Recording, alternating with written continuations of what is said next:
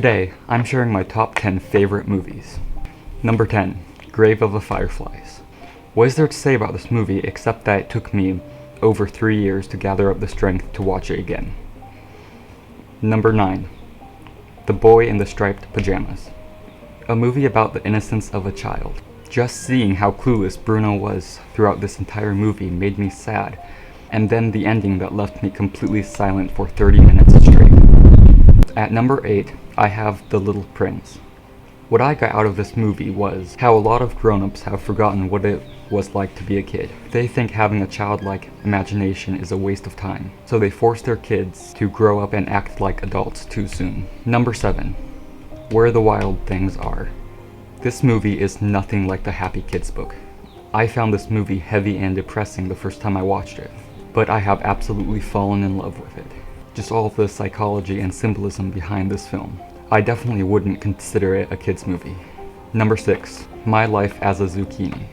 When I first watched this movie, I didn't know anything about it except that it was nominated for the Best Animated Film of 2017.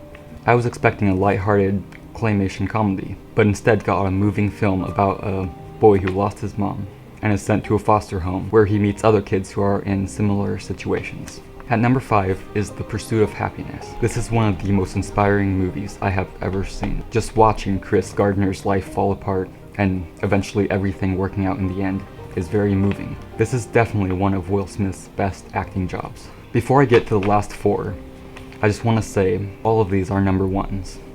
These ones I had such a hard time putting them in their positions, because each time I talk about them, I describe them as my all-time favorite movies. But I needed to put them in some order, so number 4, Only Yesterday. I love this movie.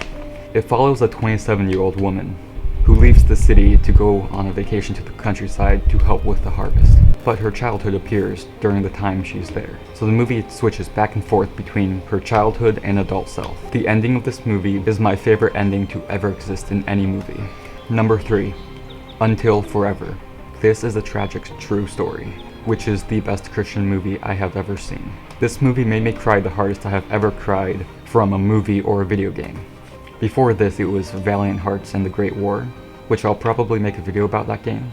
This is the definition of an emotional roller coaster. One moment I'm laughing so hard, and the next I'm crying. The chemistry between the two main actors is so good.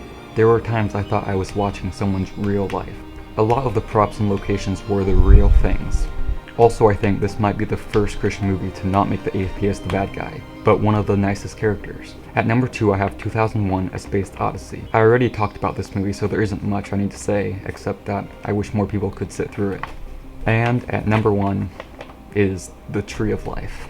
This movie is in the same boat as 2001: A Space Odyssey. I wish more people could sit through this masterpiece. It has a wonderful story about growing up, and it is beautifully shot. It doesn't have much dialogue, you're just watching a boy's struggle growing up. When I watched the extended cut of this movie, it just got so much better. I don't think I could ever watch the theatrical cut ever again. And I'm not one to like long movies, but the 3.5 hours of the extended cut went by so quickly and it was amazing. So that was my top 10 favorite movies. There are so many other movies I wish I could have put on the list, but I couldn't find a place to put them. So that's the best I could have done. And then we'll talk about those other ones in later videos. But for now, see you tomorrow.